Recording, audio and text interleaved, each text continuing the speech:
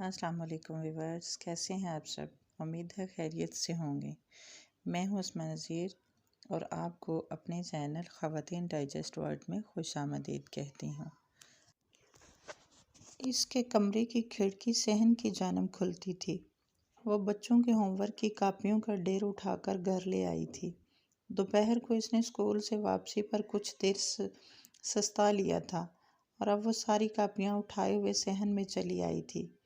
کوئل کی کوک، آم کے درخت میں گھسی ایک دوسرے سے چوں چاں کرتی چڑیوں کی صدائیں اس کے اعصاب کو پرسکون کرتی چلی جا رہی تھی۔ باغبانی کا شوق اسے ابا کی جانب سے ملا تھا۔ انواع و اقسام کے پھولوں کی مہک درمیان وہ اطمینان سے ساری کاپیوں کو چیک کرتی چلی گئی تھی۔ کام ختم کر کے وہ خالی الذہنی کی کیفیت میں کرسی پر بیٹھی ٹھنڈے ہوا کے جھونکوں سے لطف اندوز ہو رہی تھی جب عاقب گرما گرم بھاپ اڑاتا کافی کا مگ لے آیا تھا۔ کیا ہو رہا ہے بھائی؟ عاقب نے مسکرا کر کہا۔ وہ اپنے خیالات سے چونکی تھی۔ کچھ نہیں، وہی روزمرہ کی روٹین، وہ ہولے سے بولی تھی۔ میں نے اوپر سے جھانکا تو محترمہ کاپیوں میں غرق تھی۔ میں نے آواز بھی لگائی مگر سنا ہی نہیں، اس لیے کافی بنائی، سوچا تھکی ہوئی روح کے لیے بھی بنا لاتا ہوں، کیا یاد کرو گی؟ عاقب نے فراق دلی کا ثبوت پیش کرتے ہوئے کافی کا بھاپ اڑاتا ہوا مگ اسے تھمایا تھا۔ نگین تو عاقب کے انداز پر ہی پرسکون ہوتی چلی گئی تھی، ورنہ تو مسلسل لگاتار ذمہ داریوں کے بوجھ تلے وہ دب سی گئی تھی۔ گھر آتی تو اماں کہتی تھی اب نوکری چھوڑ دو، مگر ابا کی پینشن سے گزارا ممکن نہیں تھا۔ وہ تو شکر تھا کہ گھر اپنا ذاتی تھا اور آبائی گھروں کے دکھ سکھ سب سانجھے ہوا کرتے ہیں۔ ان کے مکینوں کے دل دکھ سکھ میں شریک رہتے ہیں۔ جہاں ذرا سا بال دل میں آ جائے تو گھروں کا شیرازہ بکھر جاتا ہے۔ شکریہ، مزے کی ہے، وہ مسکرائی۔ یہ ابھی تک کے لیے ہے، بعد میں تم نے ہی بنانی ہے۔ پھیل مت جانا۔ عاقب نے دل کی اتنی بڑی بات اشارتاً اس کو کہی تھی۔ ایک دم مسکراتے ہوئے لب پنچ گئے تھے۔ اس کے پرسکون اعصاب گویا تن سے گئے تھے۔ پلیز، وہ بس اتنا ہی کہہ سکی تھی۔ اوکے اوکے، عاقب ہنس دیا تھا۔ وہ مگ تھامے پھر وہاں رکی نہیں تھی۔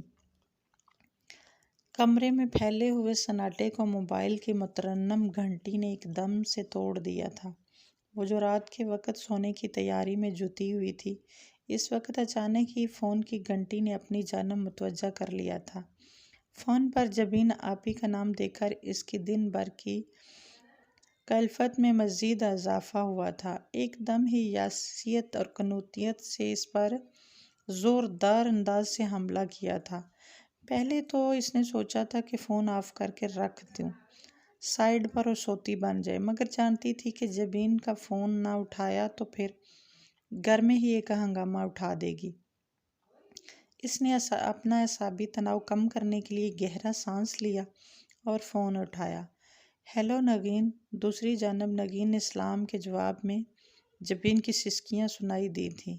کچھ بھی تھا، آخر کو وہ اس کی ماں جائی بہن تھی، سو اس کا فکر مند ہونا تو بنتا ہی تھا۔ اس نے پریشانی سے پوچھا تھا، کیا ہوا جبین آپی؟ سب خیریت تو ہے نا؟ دوسری جانب سے چھوٹے حمزہ کے رونے کی آواز سنائی دی تھی۔ اب اس گھر میں یا تو میں رہوں گی یا پھر ان کی اماں۔ جبین کا لہجہ آنسوؤں میں بھیگا ہوا تھا اور انداز قطعیت سے بھرا تھا۔ ایک دم سے ہی نگین کے کندھوں پر جیسے پہاڑ سا آن گرا تھا۔ کیا ہوا ہے آپی؟ ساری بات بتاؤ اور سوچ سمجھ کر بولا کرو۔ اگر عدنان بھائی نے سن لیا تو؟ وہ کچھ ہراساں ہو کر بولی تھی۔ ہاں تو میں کسی سے ڈرتی ہوں؟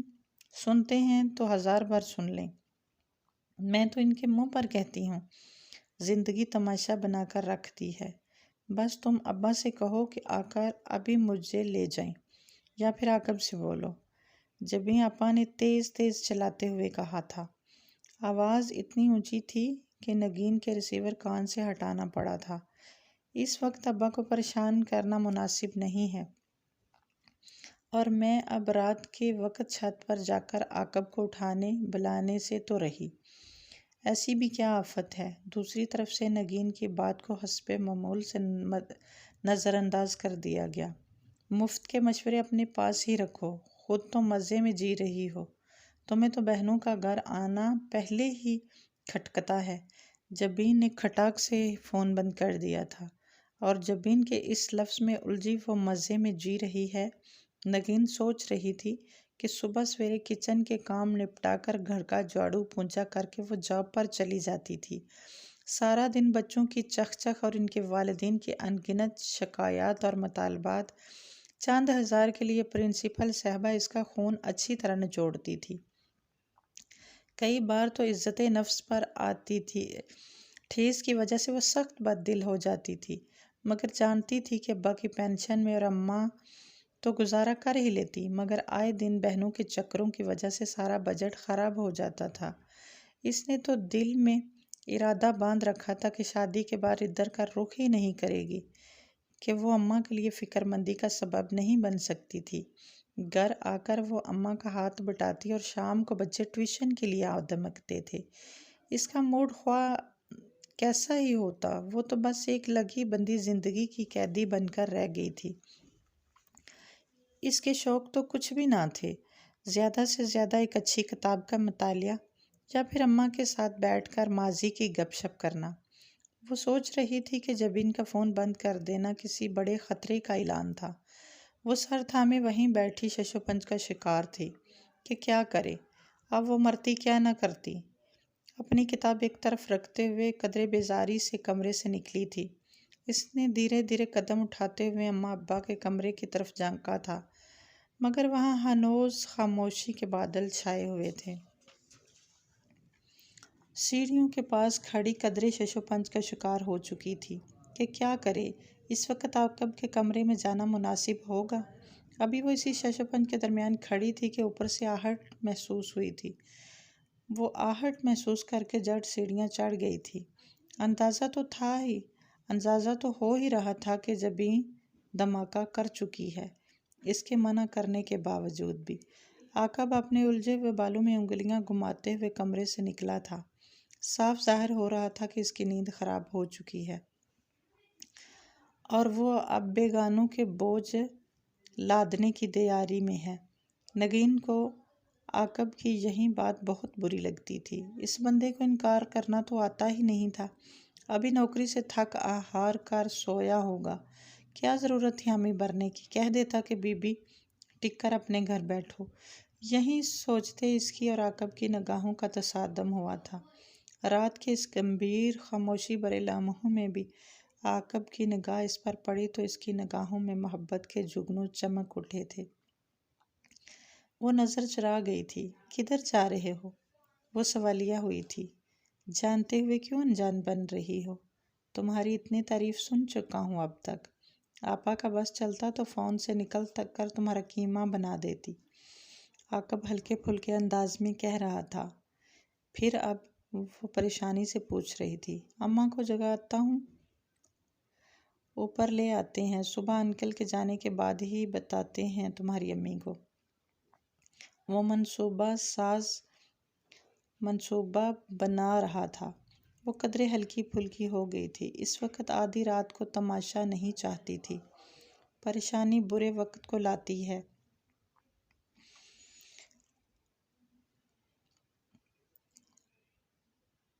مگر برے وقت سے زیادہ پریشانی تب بڑی ہو جاتی ہے جب اسے سر پر غلط وقت پر مسلط کیا جائے۔ یہی بات ایک مناسب وقت پر بھی بتائی جا سکتی تھی۔ آپا کیا مان جائیں گی؟ وہ کچھ الجھن سے بولی تھی۔ وہ احسان بھی تو نہیں لینا چاہتی ہیں نا تمہارا؟ وہ شرارت سے ہنسا تھا۔ کتنا بھلا شخص ان کے روز روز کے جھمیلوں میں پڑ چکا تھا۔ تمہیں کتنا برا لگتا ہوگا نا؟ میری بہنیں نہ دن دیکھتی ہیں نہ رات، تمہیں بگائے رکھتی ہیں، وہ شرمندگی سے بولی تھی۔ نگی، یہ تم نے کیسی بات کی ہے؟ کیا تم مجھے غیر سمجھتی ہو؟ کیا تمہاری بہنیں میری کچھ نہیں لگتی ہیں؟ تغیر نگاہوں سے بھی بڑھ کر غیر یقینی لہجہ تھا۔ وہ اپنی انگلیاں اضطراری انداز میں مروڑنے لگی تھی۔ پھر بھی تم نے ہی عادتیں بگاڑ رکھی ہیں، سر پر اٹھا کر رکھا ہوا ہے۔ ایک بار انکار کرو تو دوبارہ فون کھڑکانے کی ہمت نہیں کریں گی۔ وہ بھی بے ضد تھی۔ عادتیں جس کی بگاڑنا چاہتا ہوں وہ تو کوئی فرمائش ہی نہیں کرتی، جس کے لیے ہر بار اقرار ہی اقرار ہے۔ اس نے بے حد باری لہجہ میں جذبات سے مغلوب ہو کر کہا تھا۔ اس وقت نگین کے یک ٹک دیکھنے سے کچھ پزل ہو گیا تھا۔ میرا مطلب ہے حامد انکل کے بے پناہ احسانات ہیں، وہی نہیں چکا سکتے، یہ تو ان کے احسانات کے سامنے کچھ بھی نہیں ہے۔ پھر وہ مضبوط لہجہ میں بولا تھا، ہاں مگر… بہرحال وہ کچھ بولتے بولتے نہ جانے کیوں چپ کر گئی تھی۔ عاقب کی نگاہوں میں محبت اتنی واضح تھی کہ وہ اس کی سطر سطر میں ڈوب رہی تھی۔ مزید دیکھنا وہ اس کی گہری محبت کا سامنا کرنا اب اس کے بس کی بات نہیں تھی۔ تم جاؤ، میں زینب چچی کو بتا دیتی ہوں۔ وہ ایک کام اپنے ذمے لے چکی تھی۔ وہ کندھے اچکا کر نیچے اتر گیا۔ اب وہ جبین اور بچوں کو ساتھ لے کر ہی آتا۔ تب تک اس نے مناسب لفظوں میں زینب چچی کو موجودہ صورتحال سے آگاہ کیا تھا۔ جبین کی زبان درازی سے تو سبھی واقف تھے، اس لیے زینب چچی کو بھی بخوبی اندازہ تھا۔ اس لیے بنا کسی بحث کے اٹھ کر مہمان خانے میں بچوں کے لیے مزید تکیے اور چادریں وغیرہ اوڑھنے کے لیے رکھ آئی تھی۔ زینب چچی، آپ کتنی اچھی ہیں، کتنا خیال رکھتی ہیں۔ آپ تو جانتی ہیں کہ جب سے ابا کو پہلا اٹیک ہوا ہے، اس کے بعد ہم ان کو کوئی بری خبر دیتے ڈرتے ہیں۔ مجھے تو یہ سمجھ میں نہیں آتا کہ کب میری بڑی بہنوں کو عقل نصیب ہوگی۔ وہ جلتے کڑتے ہوئے بول رہی تھی۔ جب عاقب روتی دھوتی جبین کے ہمراہ اوپر آیا تھا، عاقب نے ننھے حمزہ کو اٹھا رکھا تھا اور ساتھ میں فاطمہ کا ہاتھ تھام رکھا تھا۔ 8 سالہ فاطمہ ہراساں سی تھی۔ جبین نے نگین کو سرے سے ہی نظر انداز کر کے زینب چچی کو گلے لگا لیا تھا اور باں باں کر کے رونے بیٹھ گئی تھی۔ چچی جان، اس سے کہیں کہ اپنا منحوس چہرہ لے کر یہاں سے دفع ہو جائے، میں اس کی شکل بھی دیکھنے کی روادار نہیں ہوں۔ عاقب کے سامنے اس کی اتنی انسلٹ پر اس کا چہرہ دھواں دھواں سا ہونے لگا تھا۔ کیسی باتیں کر رہی ہو، چھوڑو سب۔ کیا تم نے کچھ کھایا؟ بچوں نے کچھ کھایا؟ ابھی کھا پی کر سونے کی کوشش کرو، صبح اس مسئلے پہ تفصیل سے بات کرتے ہیں، زینب چچی نے معاملہ فہمی سے کہا تھا۔ ارے کھانے کو لے کر ہی تو اس کی ماں نے اتنی باتیں سنا ڈالی تھی۔ ایک تو میں سارا دن گھن چکر بنی رہتی ہوں، اوپر سے لے کر نیچے تک گھر کے کام، سارا گھر ہی میرے ناتواں کندھوں پر آن پڑا ہے۔ جبین کی نان سٹاپ چلتی زبان شروع ہو چکی تھی۔ بیٹا تحمل سے، صبر سے چلتے ہیں نا، زینب چچی نے ڈرتے ڈرتے کہا تھا، اور ان کا ڈر سچ ہی نکلا تھا۔ خدا کے لیے اب آپ نہ شروع ہو جائیں، میری تو اپنی ہی سگی بہن نے اتنے طعنے مار دیے، اگر آپ پر بھی بوجھ ہوں تو صاف صاف بتا دیں، میں ابھی کے ابھی اپنے بچے لے کر چلتی بنتی ہوں۔ میں کسی پر بھی بوجھ نہیں بننا چاہتی اور نہ ہی اپنی باتیں سن سکتی ہوں۔ جبین نے حد درجہ بے اعتنائی کا مظاہرہ کرتے ہوئے ہر لحاظ بالائے طاق رکھتے ہوئے کہا تھا۔ نگین کا تو بس نہیں چل رہا تھا کہ یہاں سے اٹھ کر چلی جاتی، مگر اس نے طے کیا تھا کہ کچن کے سارے کام نپٹا کے نیچے جائے گی۔ وہ نہیں چاہتی تھی کہ چچی کو مزید تکلیف ہو، سو چپ چاپ ضبط کیا۔ کچھ تو لحاظ کرو آپی، دن دیکھا نہ رات، عاقب بھاگا بھاگا گیا، تم کو لے کر آیا، کیا غیر سمجھتے ہیں تم کو؟ حد بھی ہوتی ہے۔ جبین نہ جانے کیوں پہلی بار نگین کی بات پر چپکی رہ گئی تھی۔ میں بچوں کے لیے اور تمہارے لیے کھانا لاتی ہوں، تم بیٹھو آرام سے۔ آخر وہ بہن ہی تھی، مگر اختلافات تو محض نظریاتی تھا۔ وہ بھی دل سے اس کی خوشی کے لیے دعا گو تھی، نہیں چاہتی تھی کہ اس کی بہن اجڑ جائے، دل سے اس کی گھر گرہستی کے لیے دعا کرتی تھی۔ اس وقت بھی یہی چاہتی تھی۔ چپ چاپ کچن کی راہ لی تھی، نیچے نہیں جا سکتی تھی۔ اماں ابا کا کمرہ کچن کے بالکل پاس تھا۔ اور ابا کی نیند ٹوٹ جاتی تو پھر آتی ہی نہیں اور پھر بے آرامی ہوتی۔ یہی سوچ کر اس نے فریج کھول کر دیکھا۔ آلو انڈے کا سالن تھا اور آج جو اس نے بریانی بنائی تھی وہ بھی فریج میں رکھی تھی۔ اس نے 2 چپاتیاں بنا کر بریانی بھی گرم کر دی تھی۔ اچھے طریقے سے ٹرے میں لا کر اس نے جبین اور بچوں کے سامنے رکھ دی تھی۔ اس وقت تک جبین کا رونا دھونا بند ہو چکا تھا۔ اب وہ آرام سے بیٹھی چچی زینب سے باتیں بگار رہی تھی۔ آپ نے کچھ کھایا؟ عقب کی شادی کے بارے میں اب تو ماشاءاللہ اچھا خاصا کماتا ہے۔ آپ نے کچھ سوچا؟ عقب کی شادی کے بارے میں اب تو ماشاءاللہ اچھا خاصا کماتا ہے۔ بیک وقت عقب اور نگین نے ایک دوسرے کو دیکھا تھا۔ یہ سب غیر ارادی تھا، بالکل غیر ارادی۔ آؤ بیٹھو نا، زینب چچی نے اسے پکارا تھا۔ وہ چپ چاپ وہیں ایک جانب ٹک سی گئی تھی۔ عقب کی پراشتیاق نگاہوں کا محور فقط نگین کا دلکش چہرہ ہی تھا۔ بیٹا بس اپنے بیٹے کی ہی خوشی دیکھنے کو تو ترس رہی ہوں۔ زینب چچی کا اور عقب کی شادی پسندیدہ موضوع تھا۔ چہرے پر تو عقب کے بھی پھول کھل چکے تھے۔ میں چولہے پر دودھ رکھ کر بھول آئی ہوں شاید۔ نگین نے مزید وہاں بیٹھنا دوبار تھا، سو بہانہ بنا کر اٹھ کر باہر آ گئی تھی۔ آج گھر میں خوب رونق تھی، اور رونق کیوں نہ ہوتی۔ نور منزل میں صبح سویرے نسرین اپنے شوہر عقیل اور بچوں سمیت میکے آن پہنچی تھی۔ صبح سویرے جب نسرین نے بچوں کو جگایا کہ وہ سب نانی کے گھر جا رہے ہیں تو بچوں کے چہروں پر خوشی دیدنی تھی۔ سب کی نیند کا خمار ہوا ہو چکا تھا۔ لپک جپک باری باری سب کو تیار کر کے جانب منزل گامزن ہوئے تھے۔ آسمہ بیگم تو بیٹی اور نوازوں کو دیکھ کر خوشی سے نہال ہو رہی تھی۔ میں صدقے جاؤں میرے بچے آ گئے، گھر کیسا خوشبو سے مہک اٹھا ہے۔ آسمہ بیگم نے بیٹی کا محبت سے ماتھا چوما تھا۔ آنٹی ہم نے تو ناشتہ بھی نہیں کیا ہے، سوچا تھا کہ آپ کے ہاتھوں کے آلو کے خستہ پراٹھے کھائیں گے۔ سچ کہوں تو ترس گیا ہوں آلو کے پراٹھے کھانے کو، عقیل نے کہا تو نسرین نے برا سا منہ بنایا تھا۔ ارے آپ تو ایسے کہہ رہے ہیں جیسے کبھی میں نے آلو کے پراٹھے بنا کر ہی نہیں دیے ہیں۔ عقیل نے ہنستے ہوئے اپنی روٹی بیوی کو دیکھا تھا۔ اجی پراٹھے تو کھاتے ہیں، مگر جو مزہ اور ذائقہ آنٹی کے ہاتھوں میں ہے وہ تمہارے بنے پراٹھوں میں کہاں۔ اب کہ نسرین نے بھی ہاں میں ہاں ملائی تھی۔ یہ تو سچ ہے، میں نے بہت کہا امی کو زحمت ہوگی، میں جھٹ پٹ ناشتہ کرا دیتی ہوں، مگر مجال ہے کہ انہوں نے میری سنی ہو۔ نسرین نے بھی اپنے شوہر نامدار کی ہاں میں ہاں ملاتے ہوئے کہا تھا۔ آسمہ نے اپنے بچوں کی اس محبت میں ہی خوشی سے نہال ہو رہی تھی۔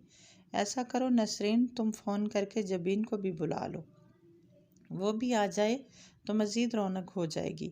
میں نگین کو اٹھاتی ہوں، پھر مل کر اچھا سا ناشتہ تیار کرتی ہوں اور پھر سب مل کر کرتے ہیں۔ آسمہ بیگم نے کہا تو نسرین نے اپنے چیختے چلاتے شور کرتے بچوں کو باہر صحن میں جا کر کھیلنے کو کہتے ہوئے جبین کو بھی فون کر کے دعوت عام میں شریک ہونے کے لیے کہا۔ آسمہ نے نگین کو جگایا تو نگین جو بے خبری سے چادر منہ پر تانے سوتے بن رہی تھی، اس وقت جگائے جانے پر سخت ناراض ہو رہی تھی۔ کیا ہے امی؟ ایک ہی چھٹی کا دن ہوتا ہے، اس دن بھی آپ کو میرا سکون سے سونا پسند نہیں ہے۔ نگین نے سخت خفگی سے ماں کو دیکھا اور دوبارہ سے سوتی بن گئی تھی۔ بیٹا کتنی بری بات ہے، باہر بڑی بہن آئی بیٹھی ہیں، کیا وہ خود جا کر کچن میں ناشتہ بنائے گی؟ میں اکیلی جان، میری بوڑھی ہڈیوں میں اتنا دمخم کہاں ہے کہ میں یہ سب دیکھوں، آسمہ نے کہا تو نگین نے ناراضگی سے ماں کو دیکھا اور چادر پرے پھینکی۔ اماں کیا؟ ان لوگوں کو ذرا سا بھی احساس نہیں ہے کہ ہمارے پاس ایک ہی دن چھٹی کا ہوتا ہے، اور ہر ویکنڈ پر کب چھوٹی تو کبھی بڑی آپا آن دھمکتی ہیں۔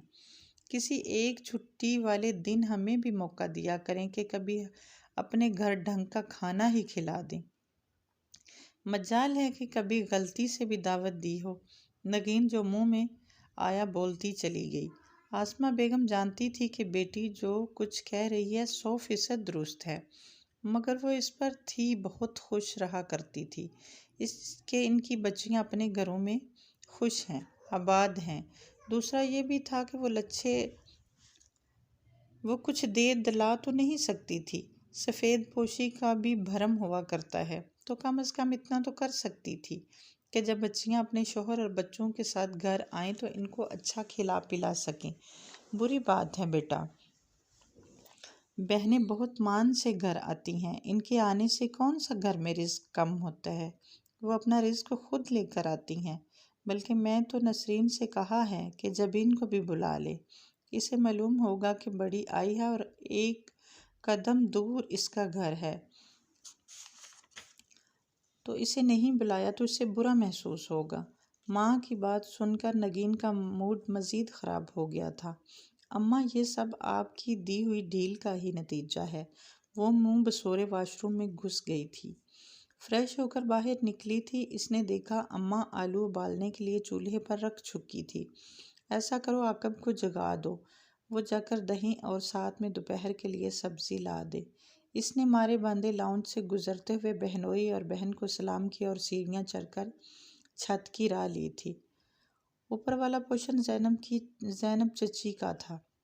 اس نے جیسے ہی زینہ عبور کیا، سامنے ہی اسے نک سک سے تیار عاقب دکھائی دے گیا تھا۔ ارے واہ، کدھر کی تیاری ہے؟ بڑے ہیرو شیرو بن کر نکل رہے ہو، نگین نے اسے دیکھتے ہوئے پوچھا تھا۔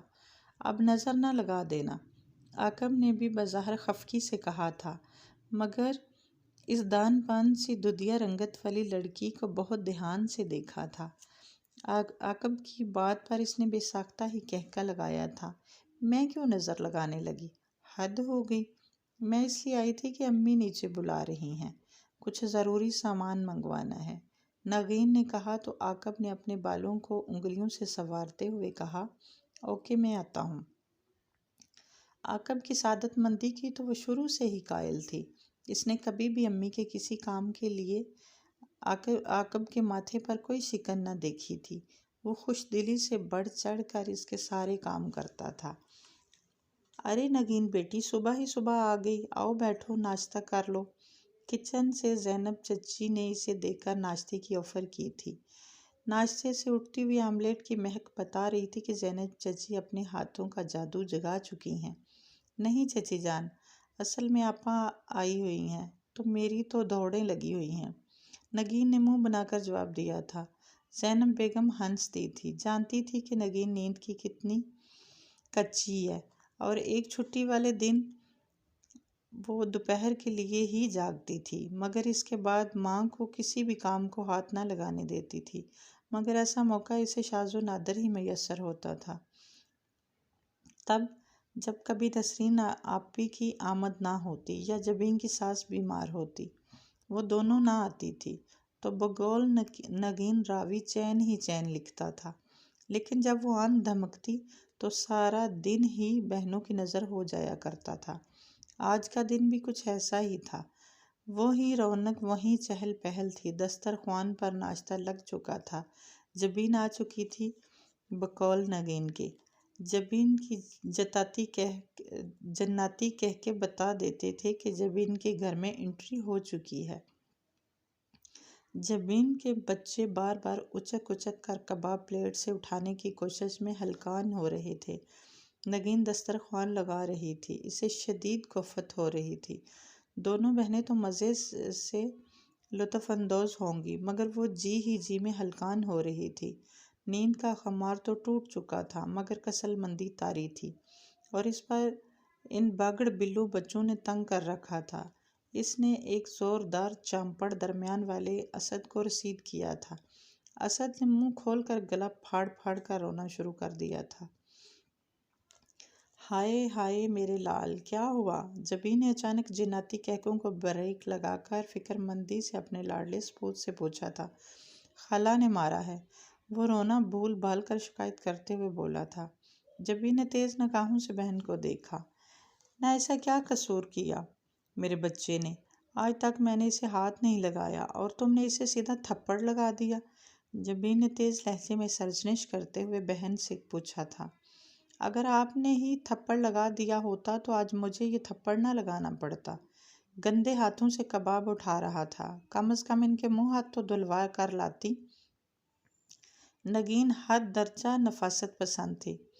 اس نے کھلے لفظوں کا چابک مارا تھا اور اندر کی کھولن باہر نکالی تھی۔ ماحول بہت ہی بوجھل ہو چکا تھا۔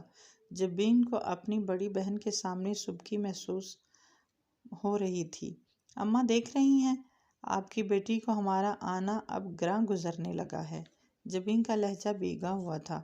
آسماں بیگم حد درجہ پریشان ہو چکی تھی، جبکہ جبین کی ناراضگی کے بعد داماد کی ناراضگی کا خطرہ مول نہیں لے سکتی تھی۔ اس لیے بہتر یہی تھا کہ وہ بیاہی بیٹی کو راضی کرنے کے لیے کمواری بیٹی کا دل توڑ دیتی کہ وہ تو پھر بھی گھر ہی کی بچی تھی۔ نگین، تمہیں اس نے کہا ہے کہ بچے کو مارو؟ تمہیں کس نے کہا ہے کہ بچے کو مارو؟ خبردار جو میری جبین کے بچے کو ہاتھ لگایا، معافی مانگو بہن سے۔ آسماں نے اتنی محبت سے سجے ہوئے دسترخوان اور ساری محنت کو اکارت جاتا دیکھ کر سخت لہجہ میں کہا تھا۔ نگین، جو اتنی محنت کے بعد سب دسترخوان پر سجا چکی تھی، ماں کو زخمی نگاہ سے دیکھا تھا۔ کوئی بات نہیں بیٹا، بہنوں میں ایسی باتیں ہو جایا کرتی ہیں۔ تم بڑی ہو، درگزر سے کام لو۔ حامد صاحب جو اب کمرے سے نکلے تھے، سارا معاملہ سن چکے تھے۔ انہوں نے کہا تو معاملہ یوں رفع دفع ہو گیا تھا۔ سب مل جل کر کھانے میں مصروف ہو چکے تھے۔ دوبارہ سے سب خوش گپیوں میں مصروف، مزے سے خستہ آلو کے پراٹھوں کا لطف اٹھا رہے تھے۔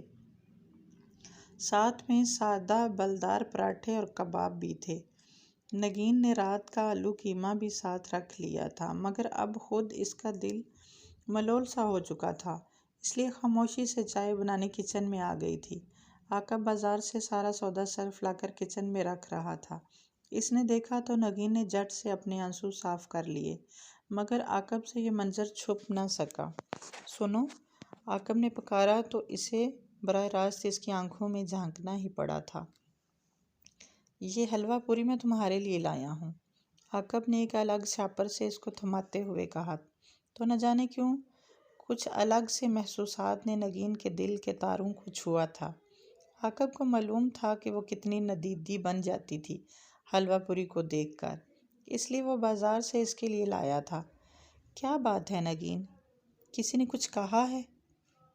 عاقب نے اس کی سنجیدہ سی صورت دیکھ کر سوال کیا تھا، ورنہ کوئی اور وقت ہوتا تو نگین کے چہرے پر بچوں والی خوشی ہوتی۔ عاقب اکثر اوقات اس کے لیے کچھ نہ کچھ لاتا ہی رہتا تھا، کبھی آئس کریم، کبھی چاکلیٹ اور کبھی حلوہ پوری، اور وہ بھی تو بھاگ بھاگ کر عاقب کے سارے کام کرتی تھی۔ اس کے سارے کپڑے چپ چاپ جا کر چچی کے ساتھ دلواتی تھی، اس کا کمرہ صاف کروا دیا کرتی تھی۔ جب سے زینب چچی کو نروس بریک ڈاؤن ہوا تھا، تب سے وہ یوں بھی ان کا بہت خیال رکھتی تھی۔ چچا کی وفات کے بعد زینب چچی بیمار رہنے لگی تھی۔ دل گرفتہ سی زینب چچی اس سے بے انتہا محبت کرتی تھی، اور عاقب بھی اس کی کارگزاریاں دیکھتا تو بطور شکریہ اس کے لیے کچھ نہ کچھ لاتا رہتا تھا۔ جانتے ہو عاقب، بچپن میں جب کبھی ہم سمندر کی سیر پر جاتے تو میں ریت سے کھیلتی تھی اور سیب چنا کرتی تھی۔ وہ میری زندگی کا بہترین وقت تھا۔ ابو جب سے دل کے عارضے میں مبتلا ہوئے ہیں، میں نے بے فکری کے لمحوں کو گویا ریت کی مانند ہاتھوں سے پھسلتے دیکھا ہے، مگر میری اپنی بہنیں، کیا انہیں کچھ دکھائی نہیں دیتا؟ سارا حساب کتاب ڈسٹرب ہو جاتا ہے، ان کے آنے کے بعد سب غلط سلط ہو جاتا ہے۔ اور اماں یہی کہتی ہیں کہ رزق میں برکت ہوتی ہے۔ وہ خفا خفا سے دل کے کتنے پاس لگ رہی تھی۔ عاقب مسکرا دیا تھا۔ نگین، کبھی کبھی زندگی کو دوسروں کے نقطہ نگاہ سے بھی دیکھنا پرکھنا چاہیے۔ جو بات تمہیں بری لگ رہی ہے، ہو سکتا ہے کہ بہنوں کے لیے کل متاع زیست ہو۔ وہ لمحات جب وہ مان سے میکے آتی ہیں، یہ ان کی کل عیاشی ہو، عاقب نے رسانیت سے کہا تھا، اور وہ ہمیشہ کی طرح عاقب کی بات پر پرسکون ہو گئی تھی۔ عاقب کا ٹھنڈا ٹھار لہجہ، ناصحانہ انداز، اور سب سے بڑھ کر یہ احساس کہ کم از کم کوئی تو ہے جو بنا لفظوں کے اس کی بات کو بخوبی سمجھ رہا ہے، اور اس کی بات کا جواب بھی دے رہا تھا۔ وہ مسکرا دی تھی۔ چلو شکر ہے، تم مسکرائی تو صحیح، ورنہ آج کا سارا دن برباد ہی ہو جاتا، عاقب کہتے ہوئے لمبے ڈگ برتا کچن سے جا چکا تھا، مگر اس کے لفظوں میں گونجتی محبت کی بازگشت نے نگین کو اپنے حصار میں باندھ لیا تھا۔ اس کے کمرے کی کھڑکی صحن کی جانب کھلتی تھی۔ وہ بچوں کے ہوم ورک کی کاپیوں کا ڈھیر اٹھا کر گھر لے آئی تھی۔ دوپہر کو اس نے اسکول سے واپسی پر کچھ دیر سستا لیا تھا اور اب وہ ساری کاپیاں اٹھائے ہوئے صحن میں چلی آئی تھی۔ کوئل کی کوک، آم کے درخت میں گھسی ایک دوسرے سے چوں چاں کرتی چڑیوں کی صدائیں اس کے اعصاب کو پرسکون کرتی چلی جا رہی تھی۔ باغبانی کا شوق اسے ابا کی جانب سے ملا تھا۔ انواع و اقسام کے پھولوں کی مہک درمیان وہ اطمینان سے ساری کاپیوں کو چیک کرتی چلی گئی تھی۔ کام ختم کر کے وہ خالی الذہنی کی کیفیت میں کرسی پر بیٹھی ٹھنڈے ہوا کے جھونکوں سے لطف اندوز ہو رہی تھی، جب عاقب گرما گرم بھاپ اڑاتا کافی کا مگ لے آیا تھا۔ کیا ہو رہا ہے بھائی؟ عاقب نے مسکرا کر کہا۔ وہ اپنے خیالات سے چونکی تھی۔ کچھ نہیں، وہی روزمرہ کی روٹین، وہ ہولے سے بولی تھی۔ میں نے اوپر سے جھانکا تو محترمہ کاپیوں میں غرق تھی۔ میں نے آواز بھی لگائی مگر سنا ہی نہیں، اس لیے کافی بنائی، سوچا تھکی ہوئی روح کے لیے بھی بنا لاتا ہوں، کیا یاد کرو گی؟ عاقب نے فراق دلی کا ثبوت پیش کرتے ہوئے کافی کا بھاپ اڑاتا ہوا مگ اسے تھمایا تھا۔ نگین تو عاقب کے انداز پر ہی پرسکون ہوتی چلی گئی تھی، ورنہ تو مسلسل لگاتار ذمہ داریوں کے بوجھ تلے وہ دب سی گئی تھی۔ گھر آتی تو اماں کہتی تھی اب نوکری چھوڑ دو، مگر ابا کی پینشن سے گزارا ممکن نہیں تھا۔ وہ تو شکر تھا کہ گھر اپنا ذاتی تھا اور آبائی گھروں کے دکھ سکھ سب سانجھے ہوا کرتے ہیں۔ ان کے مکینوں کے دل دکھ سکھ میں شریک رہتے ہیں۔ جہاں ذرا سا بال دل میں آ جائے تو گھروں کا شیرازہ بکھر جاتا ہے۔ شکریہ، مزے کی ہے، وہ مسکرائی۔ یہ ابھی تک کے لیے ہے، بعد میں تم نے ہی بنانی ہے۔ پھیل مت جانا۔ عاقب نے دل کی اتنی بڑی بات اشارتاً اس کو کہی تھی۔ ایک دم مسکراتے ہوئے لب پنچ گئے تھے۔ اس کے پرسکون اعصاب گویا تن سے گئے تھے۔ پلیز، وہ بس اتنا ہی کہہ سکی تھی۔ اوکے اوکے، عاقب ہنس دیا تھا۔ وہ مگ تھامے پھر وہاں رکی نہیں تھی۔ کمرے میں پھیلے ہوئے سناٹے کو موبائل کی مترنم گھنٹی نے ایک دم سے توڑ دیا تھا۔ وہ جو رات کے وقت سونے کی تیاری میں جٹی ہوئی تھی، اس وقت اچانک ہی فون کی گھنٹی نے اپنی جانب متوجہ کر لیا تھا۔ فون پر جبین آپی کا نام دیکھ کر اس کی دن بھر کی کلفت میں مزید اضافہ ہوا تھا۔ ایک دم ہی یاسیت اور قنوطیت سے اس پر زوردار انداز سے حملہ کیا تھا۔ پہلے تو اس نے سوچا تھا کہ فون آف کر کے رکھ دوں، سائیڈ پر اور سوتی بن جائے، مگر جانتی تھی کہ جبین کا فون نہ اٹھایا تو پھر گھر میں ہی ایک ہنگامہ اٹھا دے گی۔ اس نے اپنا اعصابی تناؤ کم کرنے کے لیے گہرا سانس لیا اور فون اٹھایا۔ ہیلو نگین۔ دوسری جانب نگین نے سلام کے جواب میں جبین کی سسکیاں سنائی دی تھیں۔ کچھ بھی تھا، آخر کو وہ اس کی ماں جائی بہن تھی، سو اس کا فکر مند ہونا تو بنتا ہی تھا۔ اس نے پریشانی سے پوچھا تھا، کیا ہوا جبین آپی، سب خیریت تو ہے نا؟ دوسری جانب سے چھوٹے حمزہ کے رونے کی آواز سنائی دی تھی۔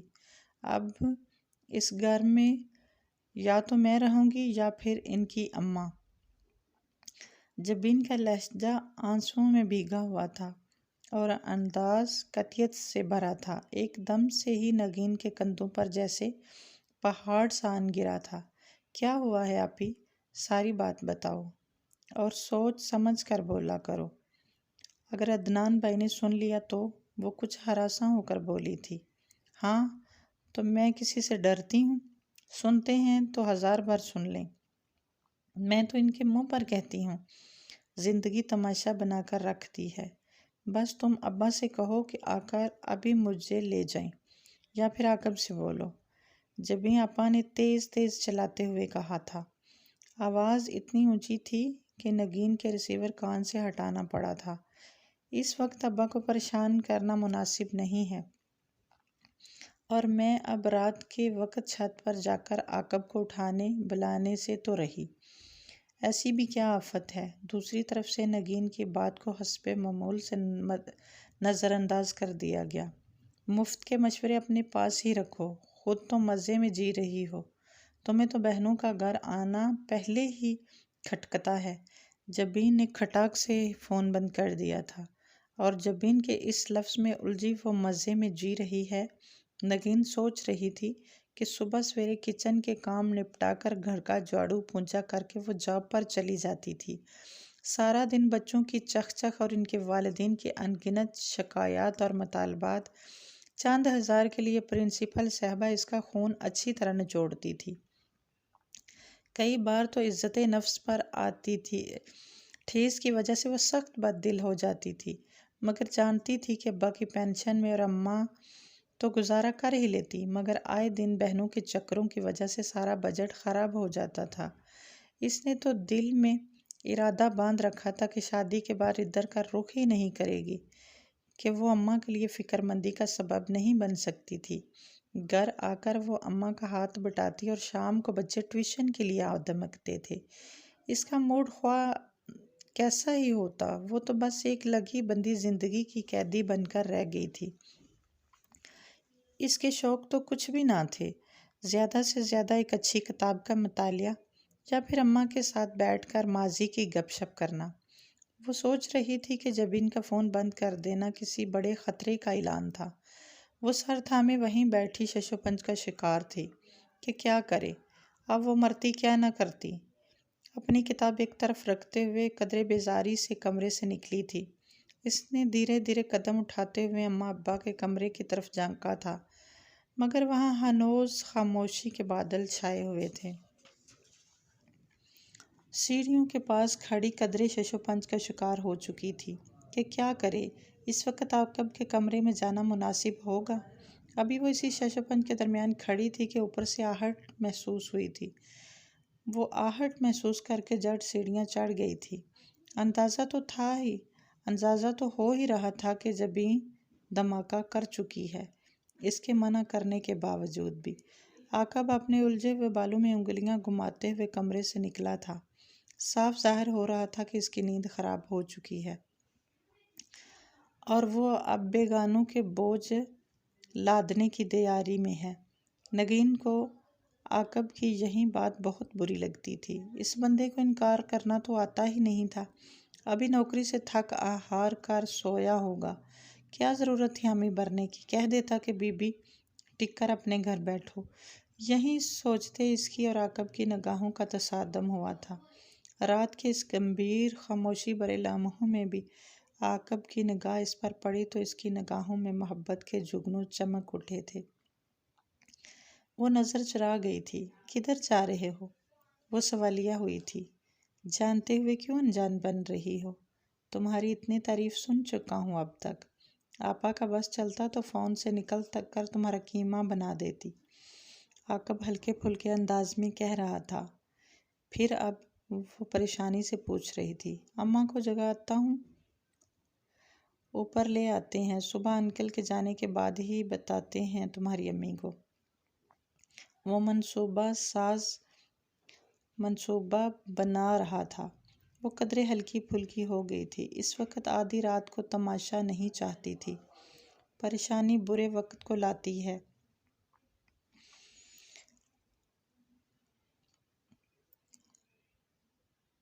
مگر برے وقت سے زیادہ پریشانی تب بڑی ہو جاتی ہے جب اسے سر پر غلط وقت پر مسلط کیا جائے۔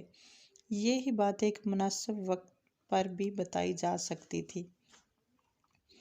آپا کیا مان جائیں گی؟ وہ کچھ الجھن سے بولی تھی۔ وہ احسان بھی تو نہیں لینا چاہتی ہیں نا تمہارا؟ وہ شرارت سے ہنسا تھا۔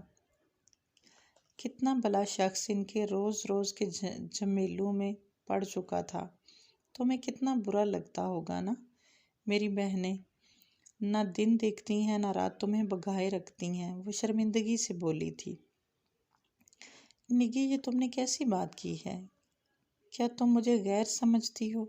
کیا تمہاری بہنیں میری کچھ نہیں لگتی ہیں؟ تغیر نگاہوں سے بھی بڑھ کر غیر یقینی لہجہ تھا۔ وہ اپنی انگلیاں اضطراری انداز میں مروڑنے لگی تھی۔ پھر بھی تم نے ہی عادتیں بگاڑ رکھی ہیں، سر پر اٹھا کر رکھا ہوا ہے۔ ایک بار انکار کرو تو دوبارہ فون کھڑکانے کی ہمت نہیں کریں گی۔ وہ بھی بے ضد تھی۔ عادتیں جس کی بگاڑنا چاہتا ہوں وہ تو کوئی فرمائش ہی نہیں کرتی، جس کے لیے ہر بار اقرار ہی اقرار ہے۔ اس نے بے حد باری لہجہ میں جذبات سے مغلوب ہو کر کہا تھا۔ اس وقت نگین کے یک ٹک دیکھنے سے کچھ پزل ہو گیا تھا۔ میرا مطلب ہے حامد انکل کے بے پناہ احسانات ہیں، وہیں نہیں چکا سکتے، یہ تو ان کے احسانات کے سامنے کچھ بھی نہیں ہے۔ پھر وہ مضبوط لہجہ میں بولا تھا، ہاں مگر… بہرحال وہ کچھ بولتے بولتے نہ جانے کیوں چپ کر گئی تھی۔ عاقب کی نگاہوں میں محبت اتنی واضح تھی کہ وہ اس کی سطر سطر میں ڈوب رہی تھی۔ مزید دیکھنا، وہ اس کی گہری محبت کا سامنا کرنا اب اس کے بس کی بات نہیں تھی۔ تم جاؤ، میں زینب چچی کو بتا دیتی ہوں۔ وہ ایک کام اپنے ذمے لے چکی تھی۔ وہ کندھے اچکا کر نیچے اتر گیا۔ اب وہ جبین اور بچوں کو ساتھ لے کر ہی آتا۔ تب تک اس نے مناسب لفظوں میں زینب چچی کو موجودہ صورتحال سے آگاہ کیا تھا۔ جبین کی زبان درازی سے تو سبھی واقف تھے، اس لیے زینب چچی کو بھی بخوبی اندازہ تھا۔ اس لیے بنا کسی بحث کے اٹھ کر مہمان خانے میں بچوں کے لیے مزید تکیے اور چادریں وغیرہ اوڑھنے کے لیے رکھ آئی تھی۔ زینب چچی، آپ کتنی اچھی ہیں، کتنا خیال رکھتی ہیں۔ آپ تو جانتی ہیں کہ جب سے ابا کو پہلا اٹیک ہوا ہے، اس کے بعد ہم ان کو کوئی بری خبر دیتے ڈرتے ہیں۔ مجھے تو یہ سمجھ میں نہیں آتا کہ کب میری بڑی بہنوں کو عقل نصیب ہوگی۔ وہ جلتے کڑتے ہوئے بول رہی تھی۔ جب عاقب روتی دھوتی جبین کے ہمراہ اوپر آیا تھا، عاقب نے ننھے حمزہ کو اٹھا رکھا تھا اور ساتھ میں فاطمہ کا ہاتھ تھام رکھا تھا۔ 8 سالہ فاطمہ ہراساں سی تھی۔ جبین نے نگین کو سرے سے ہی نظر انداز کر کے زینب چچی کو گلے لگا لیا تھا اور باں باں کر کے رونے بیٹھ گئی تھی۔ چچی جان، اس سے کہیں کہ اپنا منحوس چہرہ لے کر یہاں سے دفع ہو جائے، میں اس کی شکل بھی دیکھنے کی روادار نہیں ہوں۔ عاقب کے سامنے اس کی اتنی انسلٹ پر اس کا چہرہ دھواں دھواں سا ہونے لگا تھا۔ کیسی باتیں کر رہی ہو، چھوڑو سب۔ کیا تم نے کچھ کھایا؟ بچوں نے کچھ کھایا؟ ابھی کھا پی کر سونے کی کوشش کرو، صبح اس مسئلے پہ تفصیل سے بات کرتے ہیں، زینب چچی نے معاملہ فہمی سے کہا تھا۔ ارے کھانے کو لے کر ہی تو اس کی ماں نے اتنی باتیں سنا ڈالی تھی۔ ایک تو میں سارا دن گھن چکر بنی رہتی ہوں، اوپر سے لے کر نیچے تک گھر کے کام، سارا گھر ہی میرے ناتواں کندھوں پر آن پڑا ہے۔ جبین کی نان سٹاپ چلتی زبان شروع ہو چکی تھی۔ بیٹا تحمل سے، صبر سے چلتے ہیں نا، زینب چچی نے ڈرتے ڈرتے کہا تھا، اور ان کا ڈر سچ ہی نکلا تھا۔ خدا کے لیے اب آپ نہ شروع ہو جائیں، میری تو اپنی ہی سگی بہن نے اتنے طعنے مار دیے، اگر آپ پر بھی بوجھ ہوں تو صاف صاف